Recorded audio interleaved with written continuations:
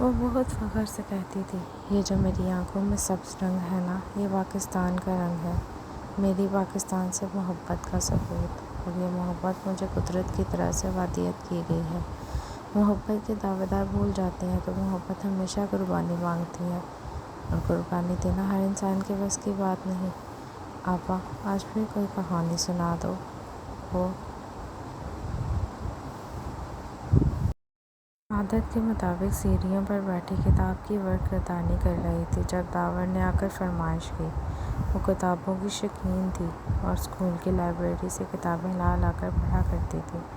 10ویں جماعت میں آنے تک اس کی اسکول کی لائبریری میں ایسی کوئی کتاب نہیں بچی تھی جو پاکستان کی تاریخ پر مبنی نہ ہو اور اس نے نہ پڑھی ہو۔ وہ اکثر ان کتابوں میں موجود واقعات کو سادہ لفظوں میں بیان کر داور اور ادیمہ کو سنایا کرتی تھی۔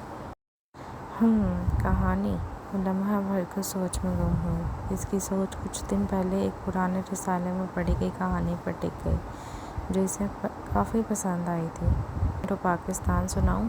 اس نے داور کی طرف دیکھتے ہوئے پوچھا تو وہ پرجوش ہو گیا۔ اپنی بہن کے نقش قدم پر چلتے ہوئے پاکستان اس کا پسندیدہ موضوع بن گیا تھا۔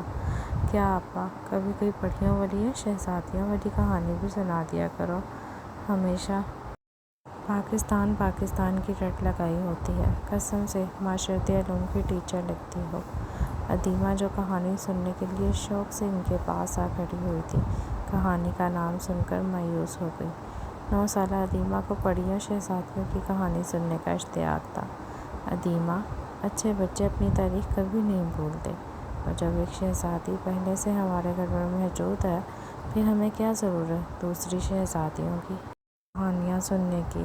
اس نے پیار سے ادیمہ کا ہاتھ پکڑ کے اپنے پاس اٹھا لیا۔ میں سچ میں شہزادی لگتی ہوں؟ ادیمہ کے لہجے میں خوشگوار حیرت آئی۔ ہاں جی بالکل، بہت پیاری سی شہزادی۔ کشمالہ نے اس کا گال کھینچے تو ننھی آنکھوں میں کئی جگنو چمکنے لگے۔ آپا، اب آپ کہانی سنائیں بھی۔ داور سے اس کی تعریف کہاں برداشت ہوئی تھی، اسی لیے اس کی توجہ کہانی کی طرف دلوائی۔ اچھا پھر سنو، یہ کہانی ہے پاکستان اور ہندوستان بننے سے پہلے کی، جب یہ ساری زمین بر صغیر کہلاتی تھی۔ ہندوستان کا ایک گاؤں تھا جہاں مسلمان اور سکھ مل کر رہتے تھے۔ اسی گاؤں میں ایک مسلم لڑکا رہتا تھا جو بہت بہادر تھا، کسی سے نہ ڈرنے والا، بالکل میری طرح۔ وہ جو دادی اماں کی کہانی سنا رہی تھی، داور کی بات پر رک گئی۔ اگر ادیمہ کو شہزادی کا درجہ ملا تھا تو اسے بھی کسی کہانی کا ہیرو ہونا چاہیے تھا، یہ داور نے سوچا تھا۔ تم کیسے ہو سکتے ہو؟ تمہاری تو اندھیرے میں چیخیں نکل جاتی ہیں اور ڈر کر اماں یا آپا کے پاس بھاگے آتے ہو۔ ادیمہ نے ہنستے ہوئے مذاق اڑایا۔ تینوں اندر آ کر کھانا کھا لو۔ اور جو ادیمہ کو ٹوکنے والی تھی، زینب بی بی کی آواز پر ان کی طرف متوجہ ہو گئی۔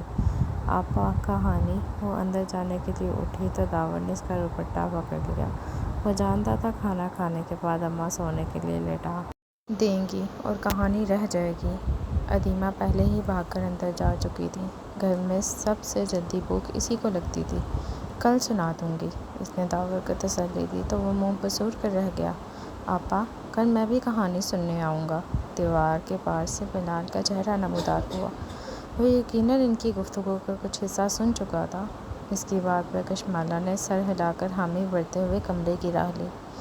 اس رات وہ دونوں ہی نہیں جانتے تھے کہ کچھ کہانیاں ہمیشہ کے لیے ادھوری رہ جاتی ہیں۔ اسکول سے واپسی پر ایک ہاتھ میں اپنی کتابیں پکڑے، دوسرے ہاتھ میں داور کی انگلی تھامے، اور ان دونوں کی نوک جھونک سنتی آ رہی تھی۔ جہاں ادیمہ کی کسی بات پر داور سے جواب نہ بن پاتا تو مدد کے لیے کشمالہ کا آنچل ہلاتا، وہ انہیں ٹوک کر خاموشی سے چلنے کی ہدایت کرتی، جس کا دونوں پر ہی خاطر خواہ اثر نہیں ہو رہا تھا۔ تھوڑی دیر چپ ہوتے اور پھر زبان پر کھجلی ہونے لگتی۔ اس کا دھیان ان کی باتوں سے زیادہ اپنی چادر پر تھا جو تھوڑی تھوڑی دیر بعد اس کے چہرے سے کھسک جاتی، اور وہ گھبرا کر ادھر ادھر دیکھنے لگتی کہ کہیں کوئی دیکھ تو نہیں رہا، اور پھر داور کا ہاتھ چھوڑ کر چادر ٹھیک کرتی۔ وہ یہ عمل 2-3 بار دہرا چکی تھی۔